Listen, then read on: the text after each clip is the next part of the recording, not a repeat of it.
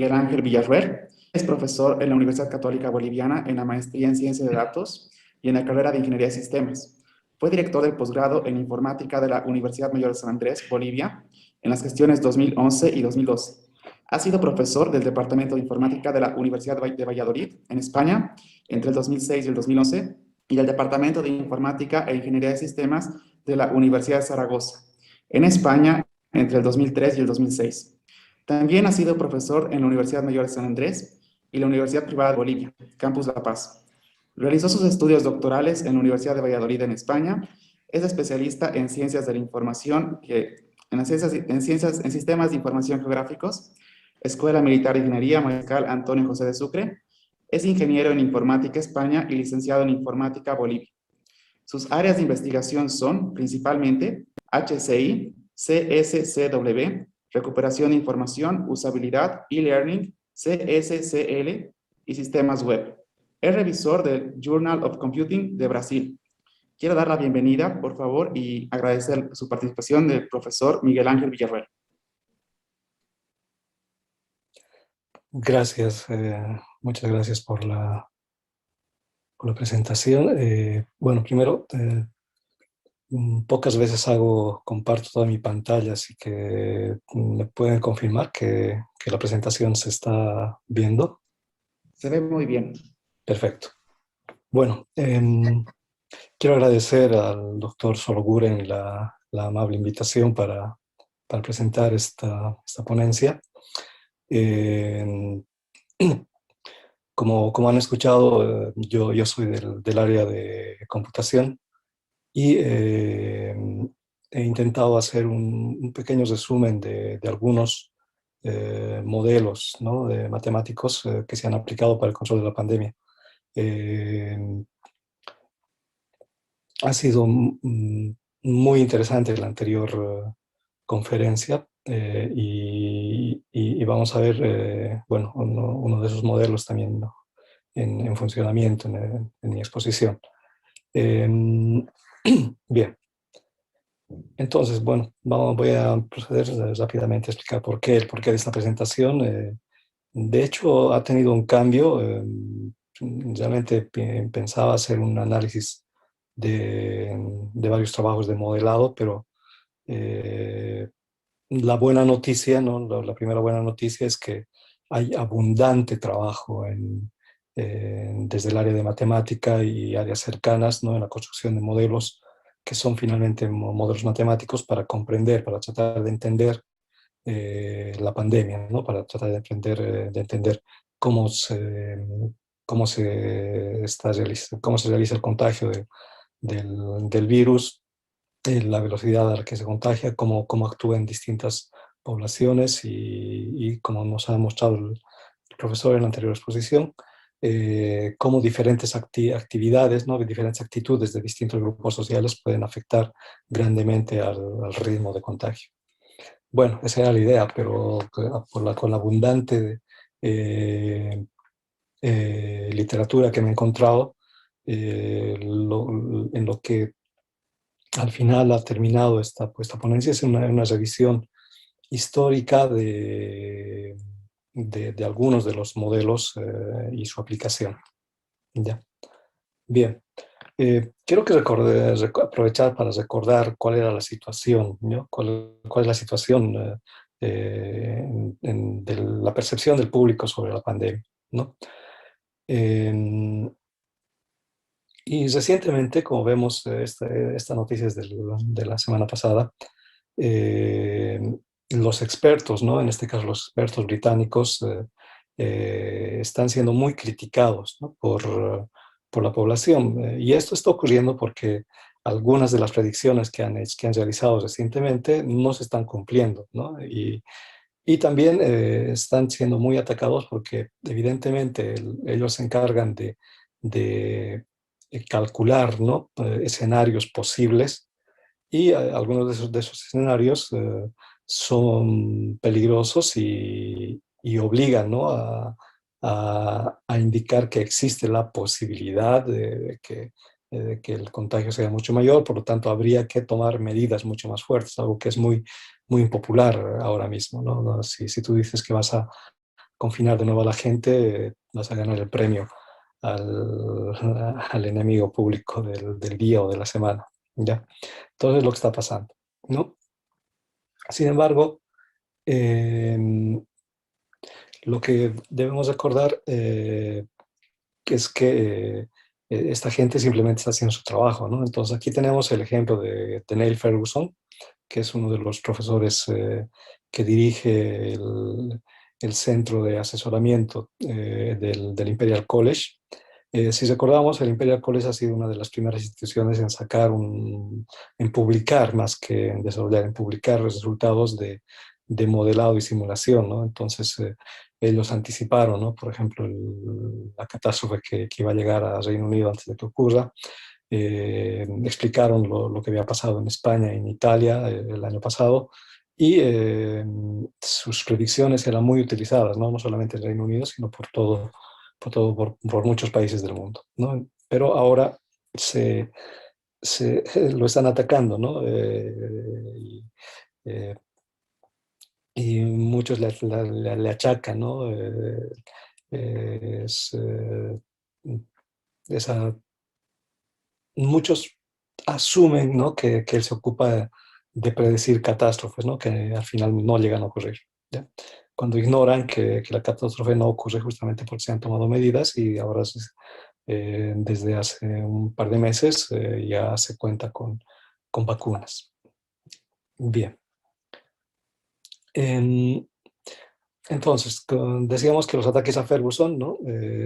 Muchas veces son se deben a la malinterpretación, ¿no? del modelado científico, ¿no? Y tenemos que recordar que el modelado nos indica escenarios posibles, no nos da certeza de que algo va a ocurrir, ¿ya?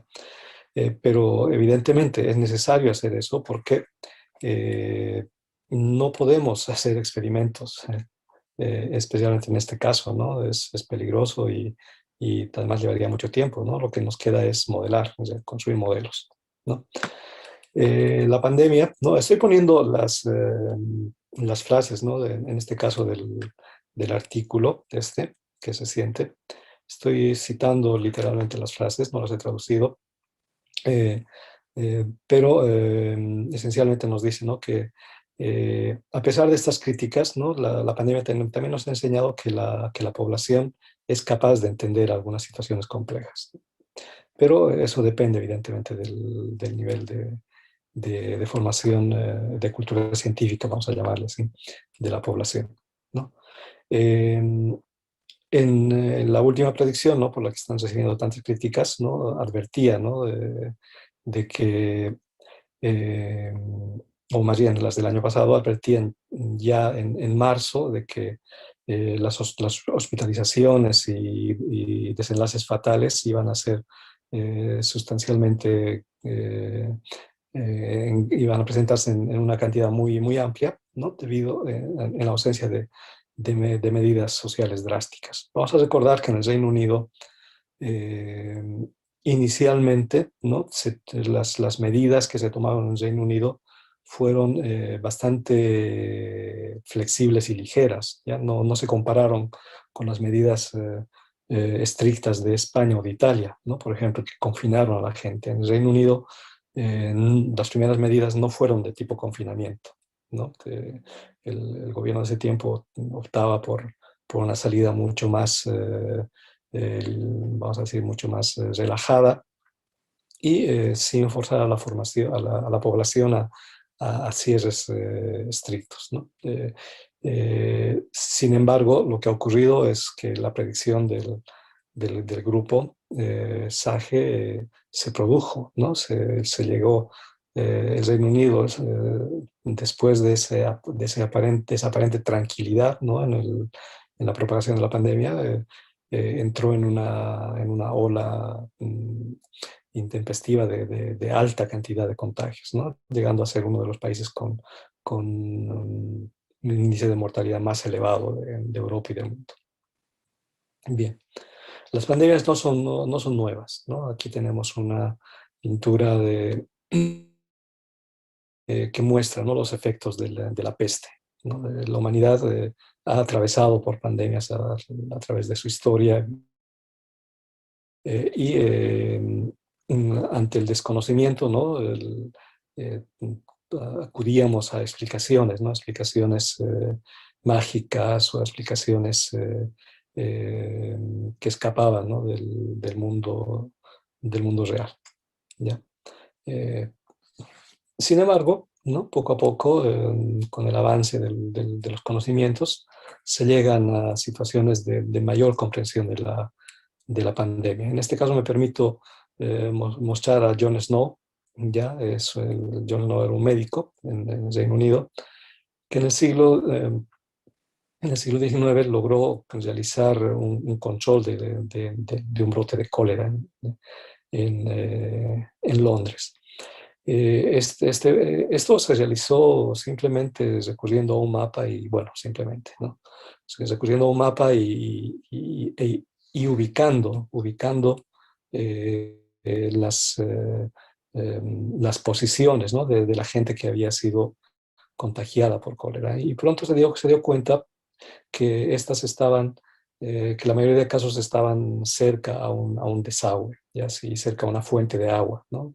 Consiguiendo de esa manera encontrar, vamos a decir así, el origen de ese brote de cólera y en medio plazo con llegar a controlar, ¿no? Llegar a controlar el brote de la epidemia. Eh, en el área de sistemas de información geográficos, John Snow es reconocido, ¿no? Además como uno de los iniciadores de este tipo de sistemas. En Bolivia, ¿qué ha ido pasando? ¿No? En Bolivia, en marzo, no, se subestimaba, se decía que la pandemia no iba a llegar con mucha intensidad, pero también, no vamos a negar, había un gran problema de información. ¿Ya? Rápidamente, este es el 1 de marzo del año pasado, del 2020. 2 semanas después, el 15 de marzo, la mayoría de los países pasa a detectar medidas estrictas, ¿no? Confinamientos, etcétera, para tratar de atenuar la expansión. Y en Bolivia, el jueves 26 de marzo, se decreta, ¿no? el primero de los confinamientos, ¿no? Eso es lo que pasó. Vamos a recordar que en este caso la población fue muy disciplinada, ¿no? Y en casi todos los países las primeras reacciones de la población, ¿no? Evidentemente habían grupos pequeños, casos de protesta, pero en general las poblaciones entendieron bien que la medida, ¿no? En este caso de los confinamientos, era la única medida disponible en ese momento para enfrentar y tratar de controlar, ¿no? la tasa de contagios, ¿no? Y en el vocabulario, ¿no? En el vocabulario, evidentemente, de los científicos, pero en el vocabulario de la gente común, ¿no? Se introdujo una frase muy técnica, ¿no? Aplanar la curva, ¿no? La gente de estadística, ¿no? Y los que han trabajado con los matemáticos saben exactamente a qué nos referimos con esto, pero un término tan técnico, ¿no? Llegó a introducirse en el vocabulario y en la conversación diaria de las personas. Muy bien. Ana, hay varios ya trabajos, ¿no? que han revisado, ¿no? que están revisando con atención el trabajo de la simulación, ¿no? Todos los trabajos que han ido publicando y que se están publicando en el mundo, ¿no? Y se están, a través de este análisis, ¿no? Se están extrayendo nuevas lecciones, ¿no? Para tratar de mejorar los modelos que están utilizando y para confirmar, ¿no? que los modelos realmente han sido los mejores con los que disponíamos en ese momento, ¿no? Entonces aquí tenemos la población, ¿no? Los resultados de la simulación, ¿no?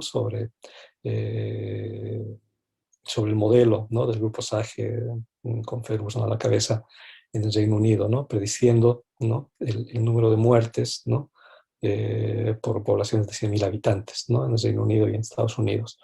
Eh, este resultado, ¿no? del trabajo de este grupo de científicos es lo que movió al gobierno en su momento, al gobierno de Reino Unido a tomar medidas más estrictas, ¿no? Ante la evidencia de estos resultados, Vamos a recordar que poco después el gobierno de Reino Unido, que era muy reticente a tomar medidas drásticas, finalmente las toma y dicta el primer confinamiento en Reino Unido. Rescato esto porque tenemos que recordar, ¿no? En este caso, el resultado sí, el resultado de modelado matemático, ¿no? Le muestra a los líderes políticos el escenario, ¿no? El escenario posible, y ante los niveles de certidumbre de estos modelos, ¿no? Los políticos toman las decisiones, ¿no? Simplemente con este aporte, ¿no? Ya podemos felicitar y justificar el trabajo de la matemática, ¿no? En este caso, en el contexto de la pandemia del COVID. Esto sin desmerecer, por supuesto, el trabajo de los otros profesionales, ¿no? Profesionales del área de la salud, etcétera, que han luchado con la pandemia. Pero en el caso de la matemática, la característica es que ha permitido anticipar escenarios para precisamente evitarlos, ¿no? O sea, no ha llegado a este número de muertes en el Reino Unido, pero evidentemente, si no se hubiesen mostrado estos resultados, los políticos no hubiesen tenido las herramientas para actuar con celeridad ante la pandemia, ¿no? Aquí tenemos también, estos ya son otros resultados, ¿no? Sobre el número de contactos, ¿no? Ahora que estamos en desescalada, entonces vemos esta simulación del número de contactos y observamos aquí, ¿no? Cómo los rangos, ¿no? Las zonas donde hay más contactos es en las poblaciones jóvenes, ¿no? Y eso explica también, ¿no? Lo que está pasando recientemente, especialmente en Europa, el incremento de casos en la población más joven, que es precisamente la población sin vacunar. Sin embargo, también explica, ¿no? Que en Europa, no se han producido, por ejemplo, en las escuelas, ¿no? En Europa la mayoría de los países están en modalidad presencial desde el año pasado, ¿no? Entonces, el modelo también explica por qué, a pesar de que los estudiantes, ¿no? de escuelas, colegios y universidades en Europa volvieron a la presencialidad desde el año pasado, aún sin tener vacunas, ¿no? No se produjeron los brotes, ¿no? Los brotes catastróficos que se anticipaban inicialmente. Y eso es porque el número de contactos se realiza en grupos reducidos, ¿no? Y esencialmente a grupos del mismo grupo de edad, ¿no? Lo cual permite anticipar que una vuelta, ¿no? a los centros educativos evidentemente tiene un riesgo y evidentemente si es que se hace va a producir contagios. Sin embargo, los efectos no son tan tremendos, ¿no? como otro tipo de contacto, ¿no? Aquí tenemos en casas, ¿no? Que son grupos muy, muy aislados, y en otras localizaciones, ¿no? Aquí el problema es este, ¿no? Que cuando la población es libre de circular en cualquier lugar y a toda hora, ¿no? Aprovecho, ¿no? Ojalá que podamos volver pronto a la presencialidad. Yo soy eh, mm, convencido de que estamos perdiendo días esenciales en la formación de nuestros estudiantes, y aunque existen riesgos, creo que a estas alturas eh, el perjuicio, ¿no? de mantener a los estudiantes lejos de las escuelas y las universidades es mucho mayor que el riesgo de contagio si volvemos a la presencialidad. Ojalá que volvamos pronto. Muy bien. Eh, hay libros publicados, ¿no? En este caso de dos españoles, ¿no? Que hacen un análisis del papel de la matemática en la comprensión de las pandemias, no solo del COVID, sino en general de la pandemia. Es un libro muy interesante, pueden buscar a los autores, ¿no?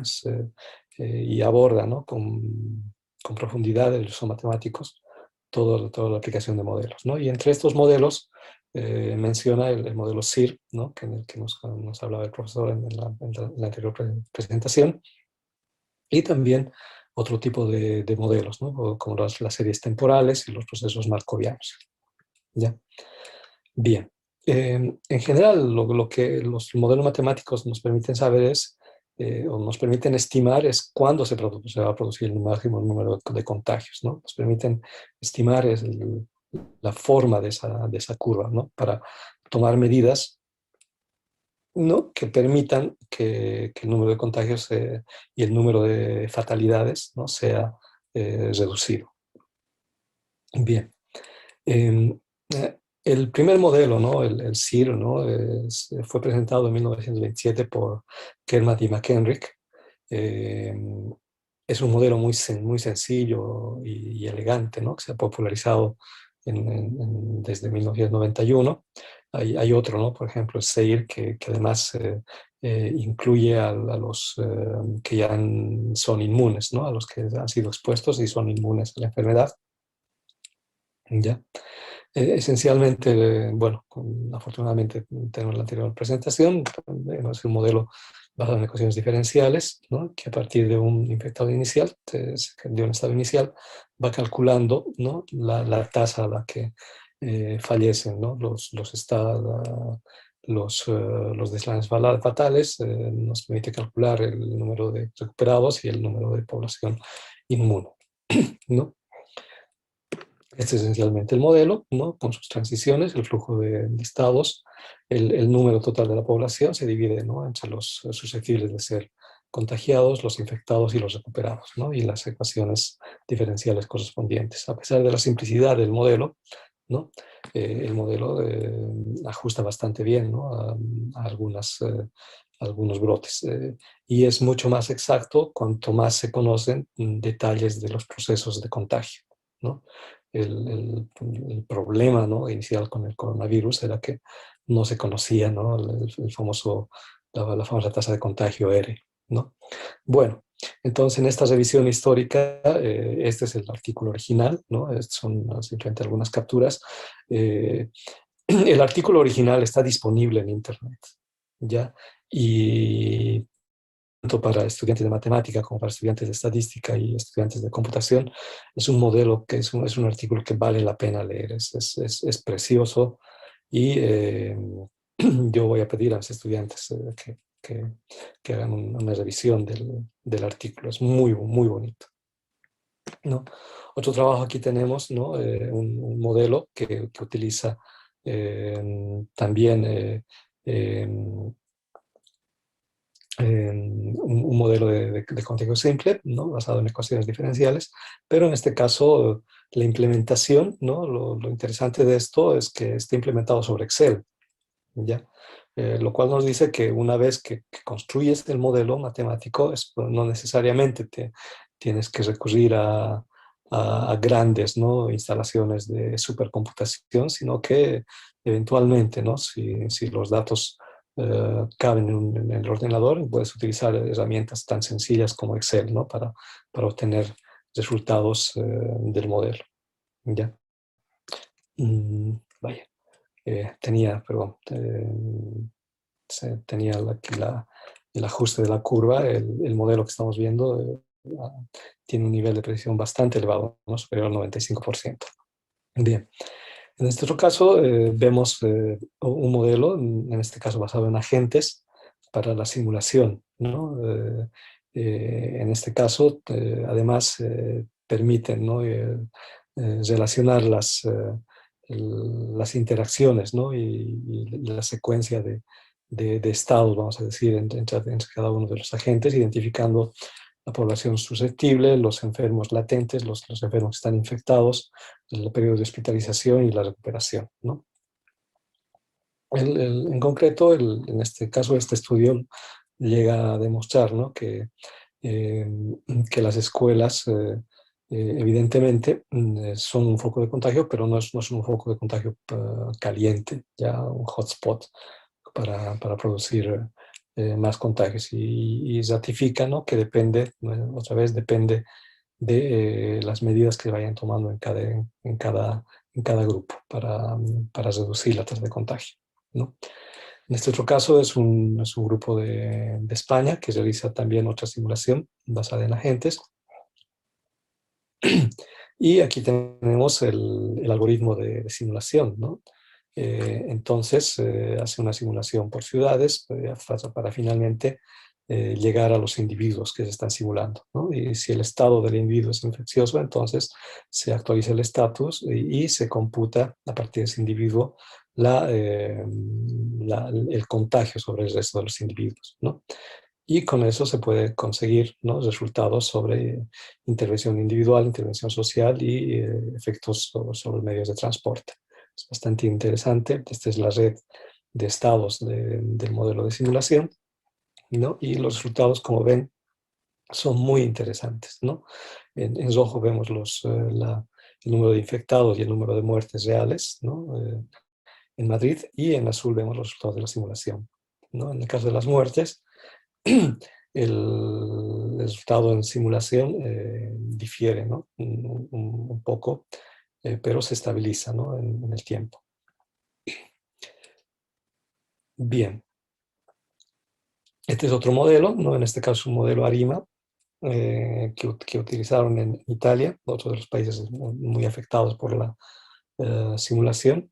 En este caso, ARIMA es un modelo basado en series de tiempo, y aquí vemos cómo la predicción, ¿no?, en azul ajusta, ¿no? Evidentemente hay diferencias, pero ajusta bastante bien la tendencia, ¿no?, entre mayo y junio del número de casos que se presentan que se presentaron en Italia, ¿no? Es bastante interesante, y para hacer un periodo de tiempo tan corto es impresionante la precisión que logra el modelo en cuanto a la representación. ¿Ya?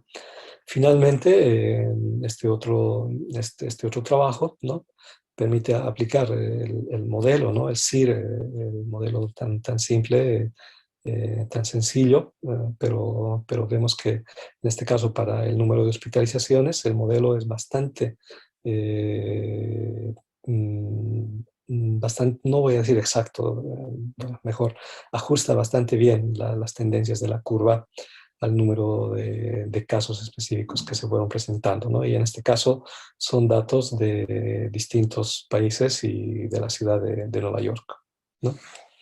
Entonces, lo que nos dicen todos esos resultados es que los modelos, ¿no?, funcionan, ¿no? Tienen esa capacidad de explicación, y eventualmente, ¿no?, pueden tener también un buen nivel de predicción, ¿ya?, de los resultados.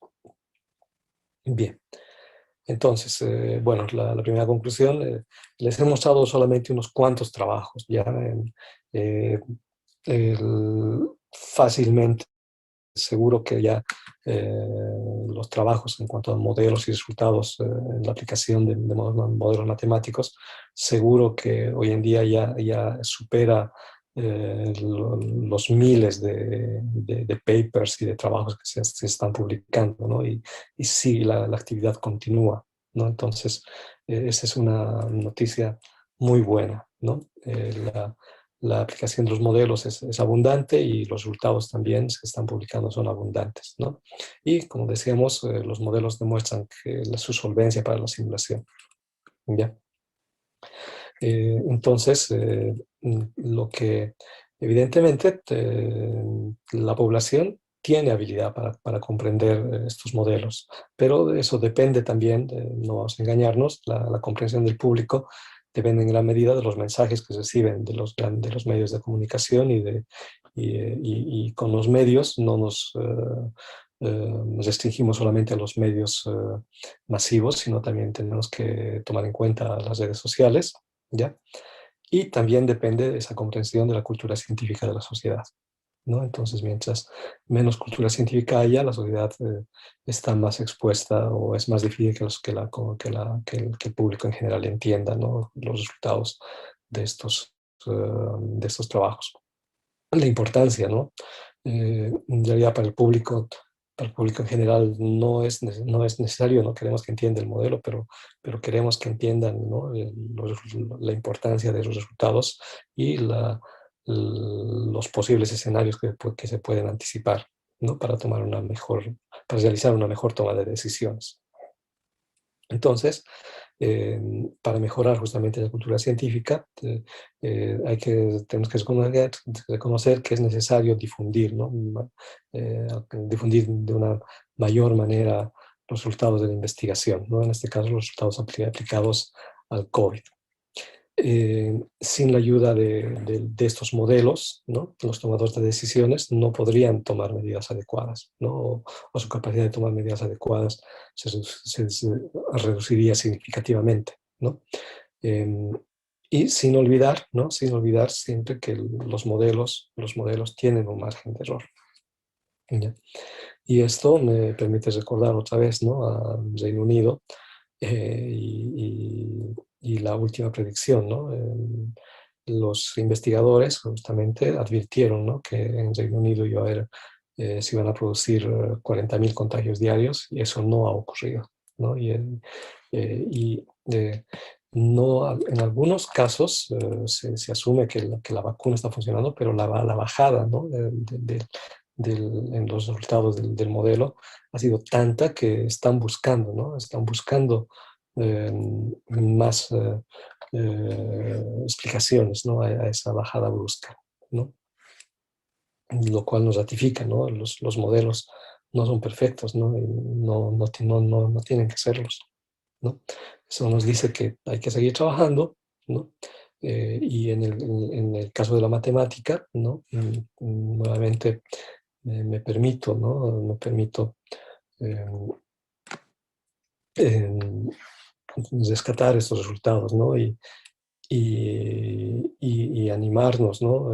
A todos, entre todos, a perseverar en el trabajo, ¿no? Con la seguridad de que los resultados ya no se quedan en el papel, sino que los resultados pueden llegar a influir, ¿no? A los tomadores de decisiones y eso finalmente en casos como una pandemia como el COVID se traduce en que finalmente se van a salvar vidas, ¿no? Si se toman las decisiones correctas, ¿no? Y eso también incluye a la comunidad matemática. Entonces, mis últimas palabras en este caso serían animarlos, ¿no? Animarnos entre todos a perseverar, a continuar con el trabajo y a difundir los resultados, ¿no?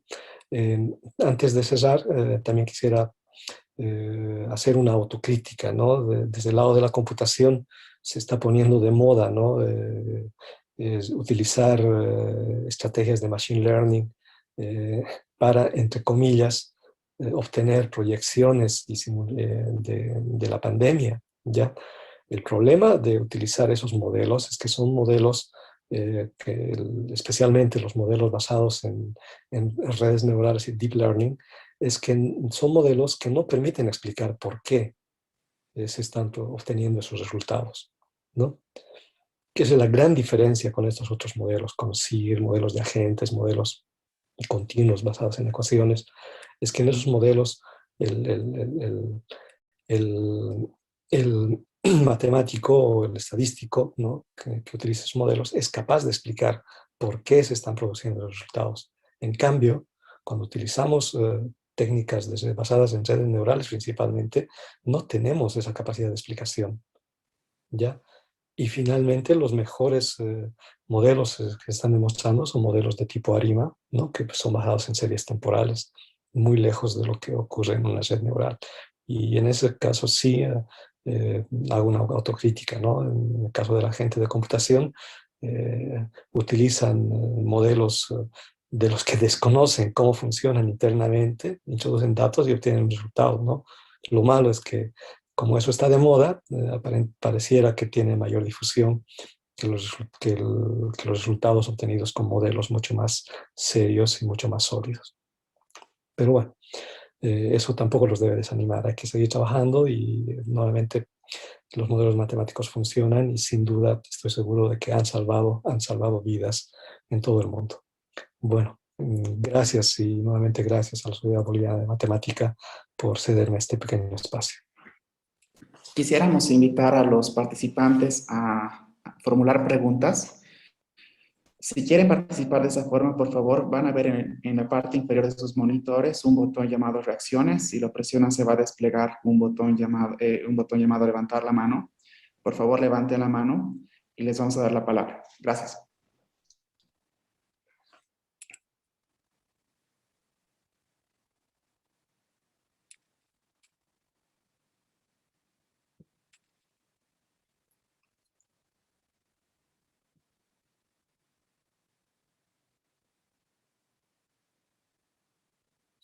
Bueno, gracias a los que están escribiendo.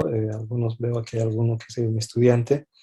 Eh, Nada, simplemente reiterar, ¿no? Especialmente a la mayoría de aquí de profesionales y estudiantes de matemática, reiterarles el gran respeto que desde el área de computación nosotros les tenemos, ¿no? Y el reconocimiento, ¿no? que merecen, ¿no? Toda la gente que trabaja en matemática, no solamente para el modelado y simulación en este caso, sino todos los resultados de la matemática afectan, ¿no? Y contribuyen al crecimiento de las otras disciplinas científicas, ¿no? La física, la química y una de las grandes beneficiadas de los resultados matemáticos, sin duda, es la computación, es la informática, ¿no? Entonces, eh, animarlos, ¿no? A seguir trabajando y sobre todo a publicar, ¿no? A publicar los resultados que vayan alcanzando en sus experimentos y en sus proyectos de investigación. Bueno, nada más. En cuanto a las herramientas, hay múltiples herramientas. Como decíamos, se puede utilizar Excel, pero herramientas basadas, ahí ya tendríamos que hablar de tipos de simulación, ¿no? Simulación continua, simulación de evento discreto, simulación basada en agentes, ¿no? Dependiendo del tipo de simulación, existen distintos tipos de herramientas que se acomodan mejor a cada tipo de simulación. Pero bueno, esos ya son temas de otra exposición. Nuevamente, gracias por la atención y le cedo el espacio al siguiente expositor.